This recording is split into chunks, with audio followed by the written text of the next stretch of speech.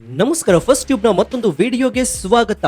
ಸ್ನೇಹಿತರೆ, ರಾಜಕಾರಣದಲ್ಲಿ ಅಧಿಕಾರ ಇದ್ದಾಗ ನಾಯಕರು ಆಡುವ ಮಾತುಗಳು ಮತ್ತು ತೋರುವ ದರ್ಪ ಎಷ್ಟಿರುತ್ತೆ ಅಂತಂದ್ರೆ ಅವರೇ ಸಾಕ್ಷಾತ್ ದೇವರಂತೆ ಮೆರಿತಾ ಇರ್ತಾರೆ. ಆದ್ರೆ ಅದೇ ನಾಯಕರು ಒಮ್ಮೆ ಅಧಿಕಾರ ಕಳೆದುಕೊಂಡ್ರೆ ಅವರು ಮಾಡಿದ ಒಂದೊಂದು ಭ್ರಷ್ಟಾಚಾರ, ಒಂದೊಂದು ಮೋಸ, ಒಂದೊಂದು ನಕಲಿ ಕಳ್ಳಾಟಗಳು ಅವರನ್ನೇ ಸುತ್ತಿಕೊಳ್ಳುತ್ತೆ, ಅವರ ಕುರುಳಿಗೆ ಕುಣಿಕೆಯಾಗಿ ಪರಿಣಮಿಸುತ್ತೆ. ಪಶ್ಚಿಮ ಬಂಗಾಳವನ್ನ ದಶಕಗಳ ಕಾಲ ತನ್ನ ಕಪಿಮುಷ್ಟಿಯಲ್ಲಿ ಇಟ್ಕೊಂಡು ಮೆರೆದಿದ್ದಂತಹ ಮಾಜಿ ಮುಖ್ಯಮಂತ್ರಿ ಮಮತಾ ಬ್ಯಾನರ್ಜಿ ಅವರ ಪರಿಸ್ಥಿತಿ ಈಗ ಅಕ್ಷರಶಃ ಇದೇ ಹಂತದಲ್ಲಿ ತಲುಪಿದೆ. ಹೌದು, ಯಾವ ಮಮತಾ ಬ್ಯಾನರ್ಜಿ ಅವರ ಹೆಸರನ್ನ ಕೇಳಿದ್ರೆ ಬಂಗಾಳದ ಪೊಲೀಸರು ನಡುತ್ತಾ ಇದ್ರು. ಇಂದು ಅದೇ ಕೋಲ್ಕತ್ತಾದ ಕಾಲಿಘಾಟ್ ನಲ್ಲಿರುವಂತಹ ಮಮತಾ ಬ್ಯಾನರ್ಜಿ ಅವರ ಸ್ವಂತ ನಿವಾಸದ ಮೇಲೆ ಸಿಐಡಿ ಅಧಿಕಾರಿಗಳು ಡೈರೆಕ್ಟ್ ಆಗಿ ದಾಳಿ ಮಾಡಿದ್ದಾರೆ. ಶಾಸಕರ ನಕಲಿ ಸಹಿ ಪ್ರಕರಣಕ್ಕೆ ಸಂಬಂಧಿಸಿದಂತೆ ದೀದಿಯ ಮನೆ ಮತ್ತು ಅವರ ಅಳಿಯ ಅಭಿಷೇಕ್ ಬ್ಯಾನರ್ಜಿ ಅವರ ಕಚೇರಿಯ ಮೇಲೆ ಭಾರಿ ಬಿಗಿ ಭದ್ರತೆಯಲ್ಲಿ ಮೆಗಾ ಸರ್ಚ್ ಆಪರೇಷನ್ ನಡೀತಾ ಇದೆ.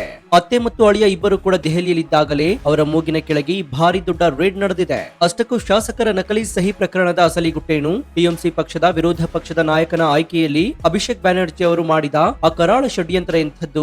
ಸಿಐಡಿ ಅಧಿಕಾರಿಗಳು ಕೇವಲ ಪಕ್ಷದ ಅಧ್ಯಕ್ಷೆಯೂ ಅಲ್ಲದ, ಶಾಸಕಿಯೂ ಅಲ್ಲದ ಮಮತಾ ಬ್ಯಾನರ್ಜಿ ಅವರ ಮನೆ ಮೇಲೆ ದಿಢೀರಂತ ರೇಡ್ ಮಾಡಿದ್ಯಾಕೆ? ಸ್ಪೀಕರ್ ಓಂ ಬಿರ್ಲಾ ಅವರಿಗೆ ಬಂಡಾಯ ಶಾಸಕರು ಕೊಟ್ಟ ಸ್ಫೋಟಕ ಪತ್ರದಲ್ಲಿ ಏನಿದೆ? ಅಳಿಯನ ಅಹಂಕಾರದಿಂದಾಗಿ ಟಿಎಂಸಿ ಪಕ್ಷ ಕಂಪ್ಲೀಟ್ ಆಗಿ ಅಧೋಗತಿಗೆ ತಲುಪಿದ್ದು ಹೇಗೆ? ಬನ್ನಿ ಇವತ್ತಿನ ಎಕ್ಸ್ಕ್ಲೂಸಿವ್ ಡೀಟೇಲ್ ರಿಪೋರ್ಟ್ ನಲ್ಲಿ ಇಡೀ ದೇಶದ ರಾಜಕೀಯ ನಿದ್ದೆಗೆಡಿಸಿರುವಂತಹ ಈ ಸ್ಫೋಟಕ ಸಿಐಡಿ ದಾಳಿಯ ಪ್ರತಿಯೊಂದು ಗುಟ್ಟನ್ನ ಎಳೆಯಾಗಿ ಬಿಚ್ಚಿಡೋಣ.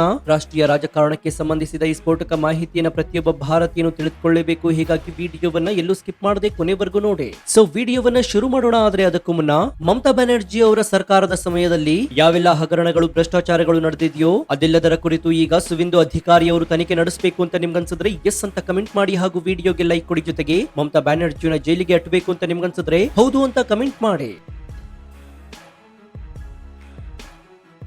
ಸ್ನೇಹಿತರೆ, ಈ ಭಾರಿ ದೊಡ್ಡ ಲೀಗಲ್ ಮತ್ತು ರಾಜಕೀಯ ಡ್ರಾಮಾದ ಅಸಲಿ ಕಥೆ ಶುರುವಾಗುವುದು ಕೋಲ್ಕತ್ತಾದ ಪ್ರಸಿದ್ಧ ಕಾಲಿಘಾಟ್ ನಿವಾಸದಿಂದ. ಮಮತಾ ಬ್ಯಾನರ್ಜಿ ಮತ್ತು ಅವರ ಅಳಿಯ ಅಭಿಷೇಕ್ ಬ್ಯಾನರ್ಜಿ ಇಬ್ಬರು ಕೂಡ ಇಂಡಿಯಾ ಒಕ್ಕೂಟದ ಸಭೆಯಲ್ಲಿ ಭಾಗವಹಿಸಲು ದೆಹಲಿಗೆ ಹೋಗಿರ್ತಾರೆ. ಸೋನಿಯಾ ಗಾಂಧಿ ಅವರನ್ನ ಭೇಟಿಯಾಗಿ ತಮ್ಮ ಪಕ್ಷದ ನೈತಿಕ ಬೆಂಬಲವನ್ನ ಕೇಳುವ ದಯಾನೀಯ ಸ್ಥಿತಿಯಲ್ಲಿ ಅವರು ದೆಹಲಿಯಲ್ಲಿ ಕೂತಿರುವಾಗಲೇ ಇತ್ತ ಕೋಲ್ಕತ್ತಾದಲ್ಲಿರುವಂತಹ ದೀದಿಯ ಸ್ವಂತ ನಿವಾಸದ ಮೇಲೆ ಸಿಐಡಿ ಟೀಮ್ ಎಂಟ್ರಿ ಕೊಟ್ಟಿದೆ. ಮಮತಾ ಬ್ಯಾನರ್ಜಿ ಅವರ ನಿವಾಸ ಮತ್ತು ಅಭಿಷೇಕ್ ಬ್ಯಾನರ್ಜಿ ಅವರ ಕಚೇರಿ ಎರಡು ಕಡೆ ಏಕಕಾಲದಲ್ಲಿ ಭಾರಿ ದೊಡ್ಡ ಸರ್ಚ್ ಆಪರೇಷನ್ ನಡೀತಾ ಇದೆ. ಇಲ್ಲಿ ಒಂದು ಟೆಕ್ನಿಕಲ್ ಪ್ರಶ್ನೆ ಕೂಡ ಉದ್ಭವಿಸುತ್ತೆ. ಮಮತಾ ಬ್ಯಾನರ್ಜಿ ಅವರು ಈಗ ಶಾಸಕಾಂಗ ಪಕ್ಷದ ನಾಯಕಿಯೂ ಅಲ್ಲ, ಪಕ್ಷದ ಅಧ್ಯಕ್ಷೆಯೂ ಕೂಡ ಅಲ್ಲ, ಕನಿಷ್ಠ ಒಬ್ಬ ಎಂಎಲ್ಎ ಕೂಡ ಅಲ್ಲ. ಹಾಗಿದ್ಮೇಲೆ ಸಿಐಡಿ ಅವರು ದೀದಿಯ ಮನೆ ಮೇಲೆ ಯಾಕೆ ರೇಡ್ ಮಾಡಿದ್ರು? ಇದಕ್ಕೆ ಸಿಐಡಿ ಅಧಿಕಾರಿಗಳು ಕೊಟ್ಟಿರುವಂತಹ ಎಕ್ಸ್ಪ್ಲನೇಷನ್ ಬಹಳ ಸ್ಪಷ್ಟವಾಗಿದೆ. ಈ ಪ್ರಕರಣಕ್ಕೂ ಮಮತಾ ಬ್ಯಾನರ್ಜಿ ಅವರಿಗೂ ಡೈರೆಕ್ಟ್ ಸಂಬಂಧವಿಲ್ಲ.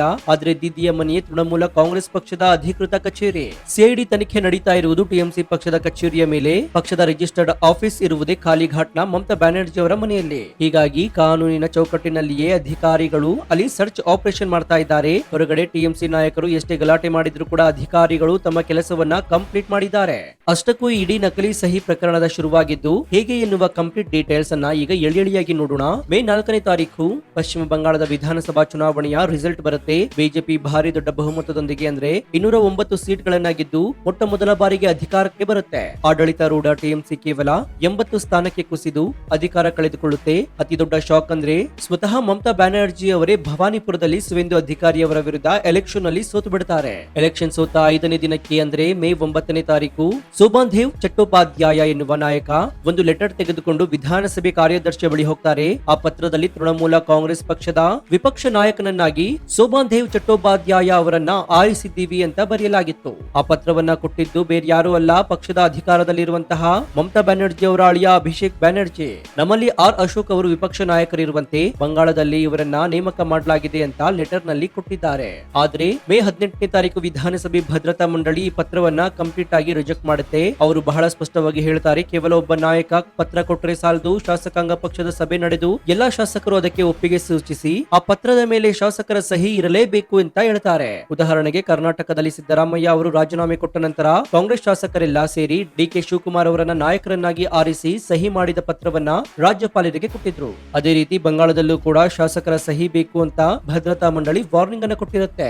ಭದ್ರತಾ ಮಂಡಳಿಯ ವಾರ್ನಿಂಗ್ ಬಂದ 9 ದಿನಗಳ ನಂತರ ಅವತ್ತೇ ಎಂಎಲ್ಎಗಳ ಸಹಿ ಇದೆ ಎನ್ನಲಾದಂತಹ ಇನ್ನೊಂದು ಹೊಸ ಪತ್ರವನ್ನ ತಂದು ಕೊಳ್ಳಲಾಗುತ್ತೆ. ಆದ್ರೆ ಅಸಲಿ ಟ್ವಿಸ್ಟ್ ಶುರುವಾಗುವುದೇ ಮೇ 27ನೇ ತಾರೀಕು. ತೃಣಮೂಲ ಕಾಂಗ್ರೆಸ್ನ ಇಬ್ಬರು ಎಂಎಲ್ಎಗಳಾದ ಋತಬ್ರಾತ ಬ್ಯಾನರ್ಜಿ ಮತ್ತು ಸಂದೀಪನ್ ಸಹಾ ಅವರು ಡೈರೆಕ್ಟ್ ಆಗಿ ಮಾಧ್ಯಮಗಳ ಮುಂದೆ ಬಂದು ಸ್ಫೋಟಕ ಸತ್ಯವನ್ನ ಬಿಚ್ಚಿಡ್ತಾರೆ. ಆ ಪತ್ರದಲ್ಲಿರುವ ಸಹಿ ನಮ್ಮದಲ್ಲ, ನಾವು ಸೈನೆ ಮಾಡಿಲ್ಲ, ನಮ್ಮ ಸಹಿನ ನಕಲಿ ಮಾಡಿ ಫೋರ್ಜರಿ ಮಾಡಲಾಗಿದೆ. ಸೋಬಾಂಧೇವ್ ಅವರ ನೇಮಕಕ್ಕೆ ನಮ್ಮ ಒಪ್ಪಿಗೆ ಇರಲಿಲ್ಲ ಅಂತ ಗುಡುಗಿದ್ದಾರೆ. ಶಾಸಕರ ಈ ಹೇಳಿಕೆಯನ್ನ ಕೇಳಿ ಸ್ವತಃ ಸ್ಪೀಕರ್ ಓಂ ಬಿರ್ಲಾ ಅವರೇ ಕಂಪ್ಲೀಟ್ ಆಗಿ ಶಾಕ್ ಆಗಿರ್ತಾರೆ. ಪತ್ರದಲ್ಲಿ ಸಹಿ ಇದೆ, ಆದ್ರೆ ಶಾಸಕರು ನಾವು ಮಾಡಿಲ್ಲ ಅಂತ ಇದ್ದಾರೆ. ತಕ್ಷಣವೇ ಸ್ಪೀಕರ್ ಅವರು ಆ ಸಹಿಯನ್ನ ನಿಜವಾದ ಅಥವಾ ಸುಳ್ಳು ಎನ್ನುವುದನ್ನ ತನಿಖೆಯಾಗಲಿ ಅಂತ ಆದೇಶವನ್ನ ಕೊಡ್ತಾರೆ. ಕೋಲ್ಕತ್ತಾದ ಅರೆಸ್ಟ್ ಸ್ಟ್ರೀಟ್ ಪೊಲೀಸ್ ಸ್ಟೇಷನ್ ನಲ್ಲಿ ಒಂದು ಭಾರಿ ದೊಡ್ಡ ಎಫ್ಐಆರ್ ದಾಖಲಾಗುತ್ತೆ. ಈ ಪ್ರಕರಣವನ್ನ ರಾಜ್ಯದ ಸಿಐಡಿಗೆ ಟ್ರಾನ್ಸ್ಫರ್ ಮಾಡಲಾಗುತ್ತೆ. ಎಂಎಲ್ಎಗಳ ಸಹಿಯನ್ನ ಫೋರ್ಜರಿ ಮಾಡಿದವರಾದ್ರೂ ಯಾರು ಎನ್ನುವ ಮೆಗಾ ಇನ್ವೆಸ್ಟಿಗೇಷನ್ ಆಪರೇಷನ್ ಶುರುವಾಗುತ್ತೆ.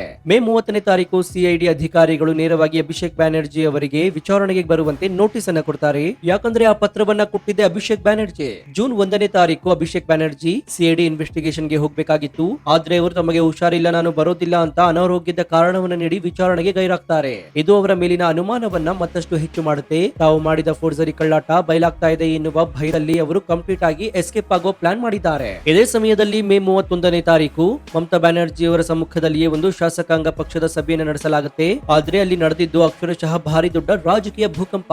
80 ಶಾಸಕರ ಪೈಕಿ ಆ ಮೀಟಿಂಗ್ ಗೆ ಬಂದಿದ್ದು ಕೇವಲ 20 ಜನ ಶಾಸಕರು ಮಾತ್ರ. ಉಳಿದ 60 ಜನ ಶಾಸಕರು ದೀದಿಯ ಮೀಟಿಂಗ್ ಅನ್ನ ಕಂಪ್ಲೀಟ್ ಆಗಿ ಬಾಯ್ಕಟ್ ಮಾಡಿದ್ದಾರೆ. ಅವತ್ತೇ ಇಡೀ ಬಂಗಾಳಕ್ಕೆ ಕ್ಲಿಯರ್ ಆಗ್ಬಿಡ್ತು, ಟಿಎಂಸಿ ಪಕ್ಷದಲ್ಲಿ ಏನೋ ಒಂದು ಭಾರಿ ದೊಡ್ಡ ಅನಾಹುತ ನಡೀತಾ ಇದೆ ಮತ್ತು ದೀದಿಯ ಕಂಟ್ರೋಲ್ ಕಂಪ್ಲೀಟ್ ಆಗಿ ತಪ್ಪು ಹೋಗಿದೆ ಅಂತ.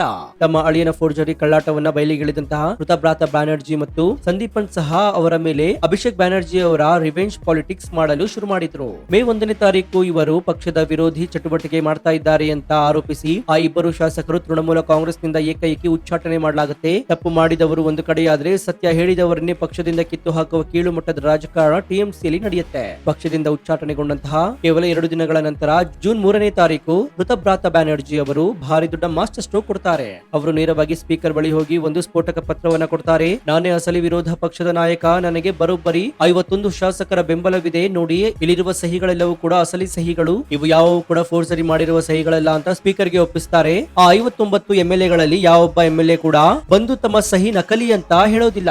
ತಕ್ಷಣವೇ ಸ್ಪೀಕರ್ ಅವರು ಕೃತಭ್ರಾತ ಬ್ಯಾನರ್ಜಿ ಅವರನ್ನೇ ಅಧಿಕೃತವಾಗಿ ವಿಪಕ್ಷ ನಾಯಕ ಅಂತ ಅನೌನ್ಸ್ ಮಾಡ್ತಾರೆ. ಇದು ಮಮತಾ ಬ್ಯಾನರ್ಜಿ ಮತ್ತು ಅಭಿಷೇಕ್ ಬ್ಯಾನರ್ಜಿಗೆ ಬಿದ್ದಂತಹ ಅತಿ ದೊಡ್ಡ ಸುತ್ತಿಗೆ ಏಟಾಯಿತು. ಟಿಎಂಸಿ ಪಕ್ಷ ಇಷ್ಟೊಂದು ಹೀನಾಯ ಸ್ಥಿತಿಗೆ ತಲುಪಲು ಅಸಲಿ ಕಾರಣ ಬೇರೆ ಯಾರೂ ಅಲ್ಲ, ಅದು ಮಮತಾ ಬ್ಯಾನರ್ಜಿ ಅವರ ಅಳಿಯ ಅಭಿಷೇಕ್ ಬ್ಯಾನರ್ಜಿ ಅವರ ಅಹಂಕಾರ ಮತ್ತು ದರ್ಪ.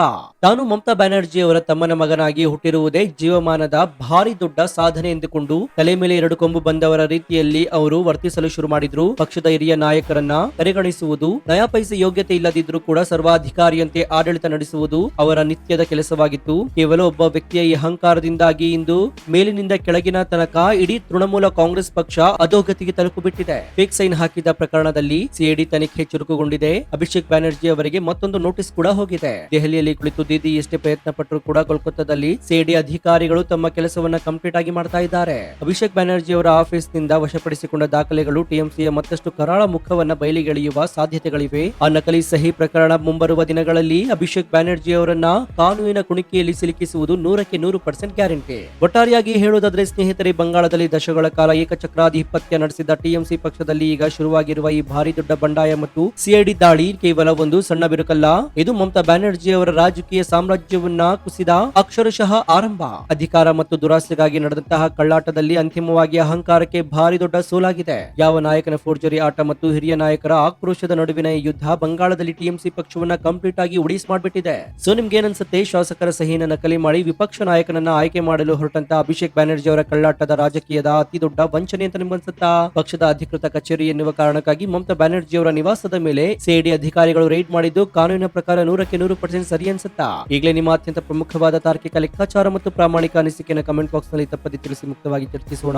ಭಾರತದ ರಾಷ್ಟ್ರೀಯ ರಾಜಕಾರಣ ಮತ್ತು ಕಾನೂನಿನ ವ್ಯವಸ್ಥೆಯ ಅಸಲಿ ಚಿತ್ರಣವನ್ನ ಎತ್ತಿ ಹಿಡಿಯುವ ಈ ಸ್ಫೋಟಕ ರಿಪೋರ್ಟ್ ಇಡೀ ದೇಶಕ್ಕೆ ತಲುಪುವಂತೆ ಹೆಮ್ಮೆಯಿಂದ ವಿಡಿಯೋವನ್ನ ನಿಮ್ಮ ವಾಟ್ಸ್ಆಪ್, ಫೇಸ್ಬುಕ್ ಗ್ರೂಪ್ಗಳಲ್ಲಿ ಮರೆಯದೆ ಶೇರ್ ಮಾಡಿ. ಇದೇ ರೀತಿ ಆಡಳಿತಾತ್ಮಕ ಬದಲಾವಣೆಗಳು, ರಾಷ್ಟ್ರೀಯ ವಿಶ್ಲೇಷಣೆ ಮತ್ತು ಜಿಯೋ ಪೊಲಿಟಿಕ್ಸ್ ನ ನಿಷ್ಪಕ್ಷಪಾತ, ತ್ವರಿತ ಮತ್ತು ಅತ್ಯಂತ ಡೀಟೇಲ್ ಆದ ರಿಪೋರ್ಟ್ಗಳಿಗಾಗಿ ನಿಮ್ಮ ನೆಚ್ಚಿನ ಫಸ್ಟ್ ಟ್ಯೂಬ್ ಯೂಟ್ಯೂಬ್ ಚಾನಲ್ ಅನ್ನು ಈಗಲೇ ಸಬ್ಸ್ಕ್ರೈಬ್ ಮಾಡಿಕೊಂಡು ಪಕ್ಕದಲ್ಲಿರುವಂತಹ ಬೆಲ್ ಐಕಾನ್ ಅನ್ನು ಪ್ರೆಸ್ ಮಾಡಿ. ಇದರಿಂದ ನಾವು ಹಾಕುವ ಹೊಸ ವಿಡಿಯೋಗಳ ನೋಟಿಫಿಕೇಶನ್ ಮೊದಲು ನಿಮಗೆ ಸಿಗುತ್ತೆ. ಮತ್ತೊಂದು ಕುತೂಹಲಕಾರಿ ವಿಡಿಯೋದೊಂದಿಗೆ ನಿಮ್ಮನ್ನ ಭೇಟಿ ಆಗ್ತೀನಿ. ಅಲ್ಲಿಯವರೆಗೂ ಎಚ್ಚರದಿಂದ ಇರಿ, ದೇಶ ವಿದೇಶದ ಆಗು ಹೋಗುಗಳನ್ನ ಗಮನಿಸ್ತಾನೆ ಇರಿ. ಇದಾಗಿತ್ತು ಈ ಕ್ಷಣದ ವಿಶೇಷ. ನೋಡ್ತಾ ಇರಿ ಫಸ್ಟ್ ಟ್ಯೂಬ್ ಕನ್ನಡ. ಧನ್ಯವಾದ.